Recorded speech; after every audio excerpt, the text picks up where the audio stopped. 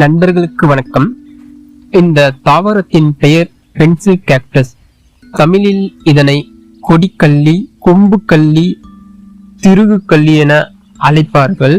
குச்சி போன்ற அமைப்பு உடையதால் இதனை ஆங்கிலத்தில் பென்சில் கேக்டஸ் என அழைக்கிறார்கள்.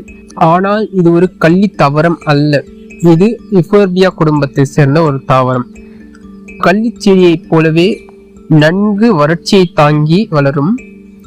அதிக சூரிய ஒளியிலும் இது நன்றாக வளரும் தாவரம். இந்த இலையின் கிளைகளை உடைக்கும் போது அதில் பால் போன்று வெளியேறும் அந்த திரவம் சற்று நச்சுத்தன்மை வாய்ந்தது. கண்களில் பட்டால் கண் பார்வை கூட இழப்பு ஏற்படலாம். வீட்டில் செல்ல பிராணிகள் வைத்திருந்தால் இந்த தாவரத்திலிருந்து சற்று ஒதுங்கியிருப்பது நல்லது. இதனை வளர்ப்பது மிக எளிது. ஒரு சிறிய குச்சியை நட்டு வைத்தால் கூட இது எளிதாக வளர்ந்துவிடும். தண்ணீர் தேங்கும் இடத்தில் வளர்ப்பதை தவிர்க்கலாம். ஏனென்றால் தண்ணீர் தேங்குவதால் இந்த செடி அழுகும். புதியதாக இப்போதுதான் செடிகளை வளர்க்க ஆர்வம் வந்திருந்தால் இந்த தாவரத்தை பயன்படுத்தலாம். ஏனென்றால் இதற்கு அதிக கவனிப்பு தேவையில்லை.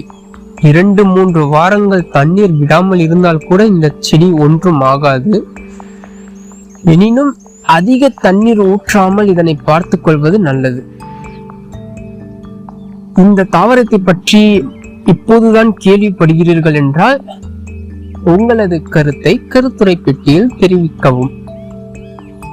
மீண்டும் சந்திக்கலாம். நன்றி.